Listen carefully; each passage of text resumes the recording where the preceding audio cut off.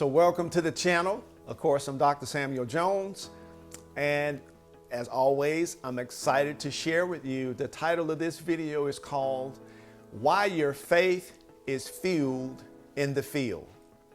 Now, if you know anything about some of the previous videos that I've done, this video is also in reference to the story about Ruth and Naomi. And today I'm going to pick up in the book of Ruth, the 2nd chapter, and we're going to read verses 2 through 9. And I'm reading from the King James Version, and I'm going to be giving you two different points.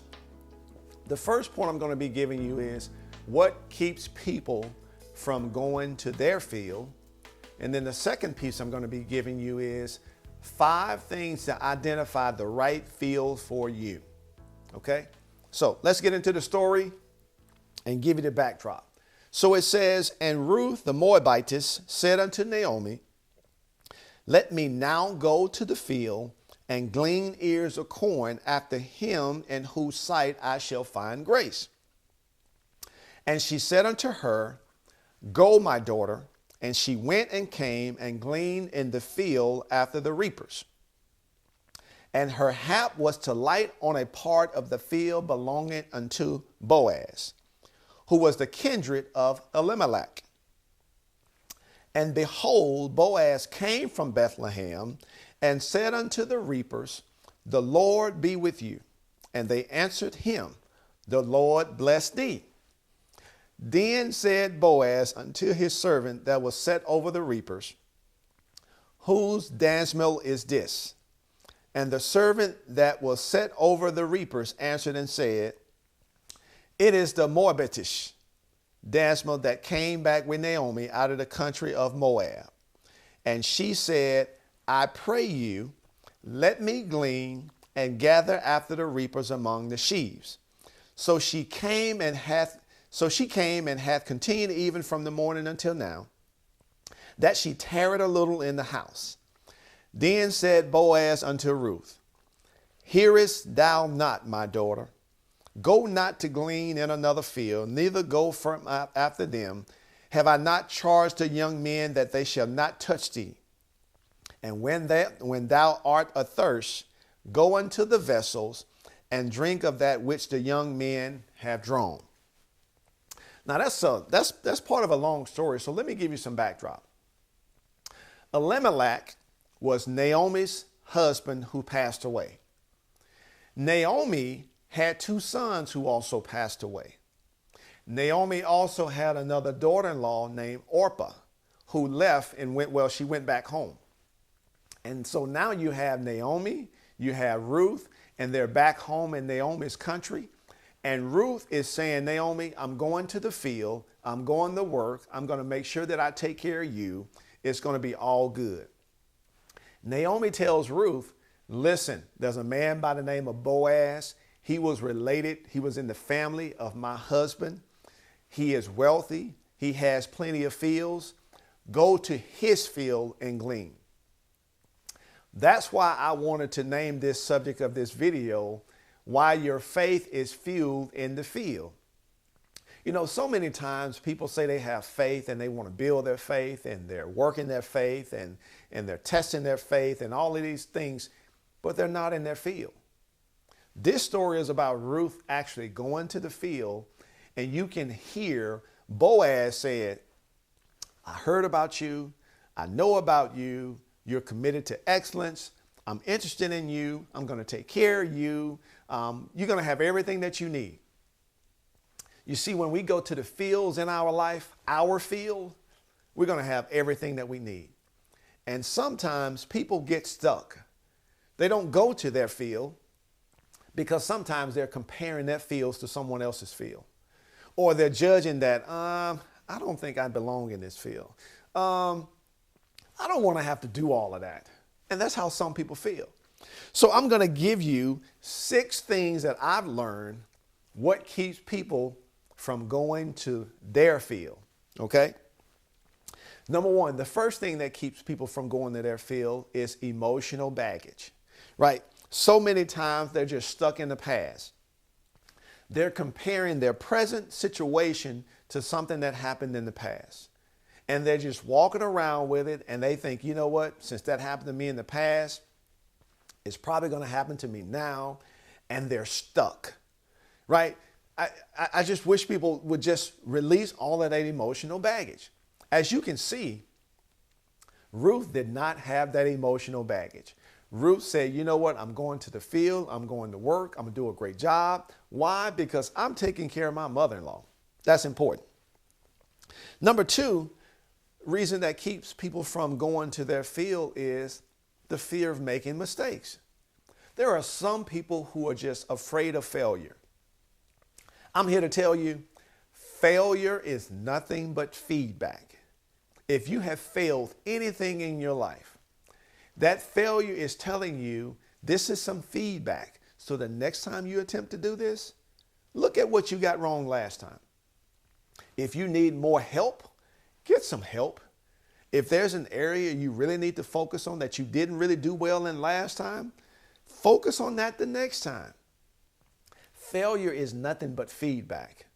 You know, I talk to entrepreneurs all the time. As a matter of fact, I had a training session yesterday, and I talked to one of the attendees that was there, and he was telling me he was going back to school, and I said, so what are you getting your degree in?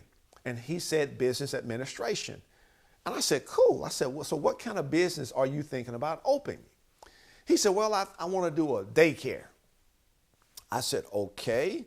So when are you planning to start this business? And he says, well, I'm thinking about, I'll look at trying to get a loan once I get my degree. And he was projecting 3 and 4 years down the road. And I said, why don't you try to do the business right now while you're in school? And he said, the magic question, well, how can I do that? And I said, I'm glad you're asking. I said, why don't you do this? I said, where do you live? He told me the place where he lived. And I said, how many daycares are in that town? And he said, I said, we'll just guess, we'll just say 50. Okay. He said, okay. I said, why don't you interview 20 of the 50 daycares and identify what is their, the biggest challenge that they have. Okay. He said, okay. And I said, when you look at what the 20 daycares tell you, sift through what is the common challenge that all of them are facing, right? And I said, why don't you create a coaching and training program for their team based on the challenges that most daycares in this area are faced with? And I said, then you'll have a daycare business. And this is what he said. I never thought about that.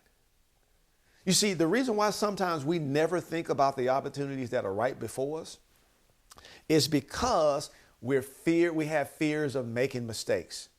And I told him, I said, listen, you're going to make mistakes, but just keep tweaking it. And more importantly, get with other people who can help you see what you can't see. Okay. So I think that's important.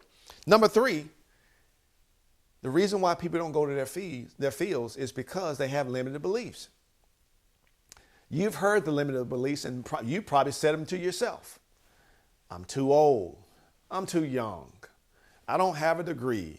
I have too much education, right? I'm not smart enough, right? All these, those are just limited beliefs. Those are the type of beliefs that keep you and keep me from our field. But it's important for us to recognize the field is prepared for us. There's a harvest in our field. It's important for us to go to our field. Number four, the fourth reason why people fail to go to their fields, well, they have a lot of unresolved conflict. Some people they don't want to work with, some people they can't forgive, things have happened to them, they just will not let it go, right? It's those unresolved conflicts. And when we get to this place of excellence to where we recognize that conflict is always going to be around us, the challenge is to acknowledge that the conflict that occurs within us. One of the things that I have learned coming to my field in the work that I do in terms of coaching and speaking and training, there's a great peace that I have to have within me when I'm helping people. So when you go to your fields, all of your unresolved conflicts that you have with people and that you have with your personal story and that you have with some of the things that may have occurred to you, it's important that you learn how to get some peace in those areas, because when you do, you will be committed to go to your field. Number five reason why some people fail to go to their fields. You know what? Social norms and cultures, right? Men are not supposed to be doing this, or women are not supposed to be doing this, or since you're an African American, you're not supposed to be doing this, or because you're tall, you're not supposed to be doing this, right? All of these are just cultural norms, and these are just society has created these opinions, and sometimes people live by the opinions of other people, right? So it's important. Don't allow those things to stop you from going to your field. When you get to your field, you're going to see that's where you belong. But if you never get there, right? If Ruth never would have gotten to the field, she wouldn't have had an opportunity to know that they're going to be taken care of. She wouldn't have never gotten the opportunity to meet Boaz. She wouldn't have never had the opportunity to have the protection, the provision, the permission, all of the things that she had.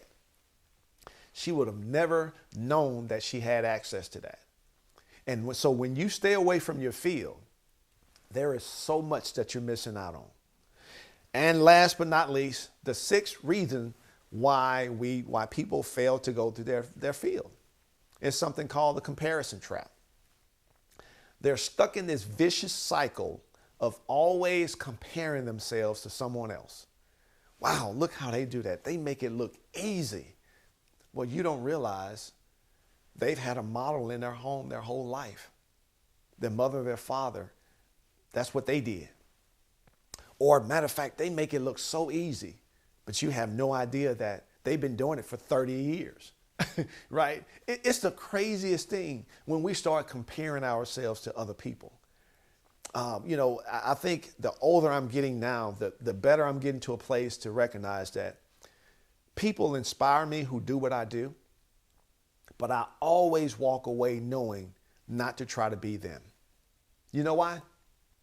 If I'm trying to be them, they are not there. I am not there. I have no idea who is there.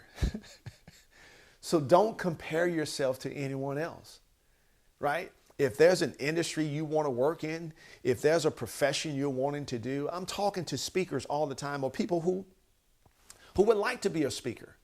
And the first thing they say was, Dr. Jones, is I can't do it like you. And I tell them, you're not supposed to do it like me. You're supposed to do it the way you were created to do it. But the key is you need to get to the field so you can see how you're supposed to be doing it. So don't stand out on the road looking at the field, wanting to get in the field, but saying, well, I can't do it like this in the field. No, get into the field, get into the industry, whatever you want to do. If you're working for an organization right now, you want to start your own business, start your own business. Do it on the side when you get home. Start that process. Find people who are in the industry who are willing to help you and support you and mentor you and coach you, right? So go to the field. That's what Ruth did. And every time I read the story, I am inspired by how Ruth's approach, right? Her approach is saying, you know what? I'm taking care of my mother-in-law. This is what she told me to do. I'm not going to question what she told me to do. I'm going to do it exactly like she told me to do it. And I'm going to get in there and do it. And guess what? Everything began to align. Why? Because she was committed to going to the field. So some of you out there right now, you may be trying to figure out, Dr. Jones, I'm right there with you. I'm ready to go to my field. Now, the next piece is, now that you're ready to go to your field, now you need to identify what is the right field for you, right? What's the right field for you?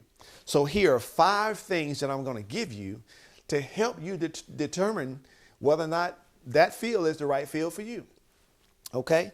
And this is based on what's the example with Ruth, and I can also connect myself to these examples as well. So number 1, in order for you to determine if the field is right for you, the field needs to have a purpose. In that field, whatever field that is, it needs to be a great purpose for you. What does that mean? your purpose or your reasoning need to be so huge and so big that when you start having challenges, when you start having fears and doubts and you don't see the success immediately and you feel like you don't have the confidence and all of these things, but you still don't want to quit it. That's the field you're supposed to be in. For me, for a long time, I had a stuttering problem. A couple of reasons why I was stuttering was because I didn't have the confidence to speak about certain things. And the other reason why I was stuttering is because I wasn't breathing when I was talking. But that didn't stop me. I began to get consistent, and I began to pay the price, and I began to get coaching and get mentoring and put myself in the field with other speakers and learn from them and see how people were doing, and my confidence began to grow. You see, when you know you're in the right field, your great purpose is going to rise, and your purpose is going to succeed and overcome all of the challenges that you could ever have. And the thing about it is, even when you've done it 10, 15 years, you're still going to have some challenges. But the best thing about it, when you're in your right field, your purpose is going to keep getting bigger and bigger and bigger. So number one, if you want to identify if that field, whatever that field is for you, you're trying to evaluate it. Number one, it needs to have great purpose. Number two, that field needs to give you permission to be and do and have exactly what you're called to be, do, and have. If you're going to get in a field and you don't have the permission, and when I mean permission, I mean the freedom. That's really all I'm saying. It's just the freedom. The freedom to be, do, and have exactly what you feel like you've been called to be, do, and have. That's the wrong field for you. I can tell you right now, I worked a lot of odd jobs. I probably had 13 or 14 different jobs. And this is within the span of probably 6 or 7 years. And this is when I was in college and when I came back from overseas from playing professional basketball. I had a lot of different jobs. And in all of those jobs, none of them gave me the freedom or the permission to be who I am today, to do what I do today, and to have what I have today. Now, you're probably not going to know that from the onset. But the key is that field going to give you permission to be who you are? If that field is not going to allow you to have permission to be who you are, then it's probably not the right field for you. But you know what? That's not up for me to determine that. That is up for you to determine that. So be aware, okay? Be aware. Number three to identify is if that field is right for you. Number three is if that field provides provision for you. You see, Ruth recognized I'm in the right field. Boaz, he's a wealthy man. Not only is he wealthy, he's in my mother-in-law's family, right? Not only that, he gave me protection. Not only that, it's just so many things that was provided for her. So guess what? That right field, it's going to take care of you. You're not going to have to worry about anything. What you need to do when you get in that right field and it's giving you provision, you just need to surrender and yield yourself to doing exactly what you need to do. Because you're going to be in the right field, it's just rock and roll with it. I'm a speaker. I'm a trainer. I'm a coach. I know I'm in the right field. Why? Because it allows me to be who I am. It allows me to do what I'm currently doing now.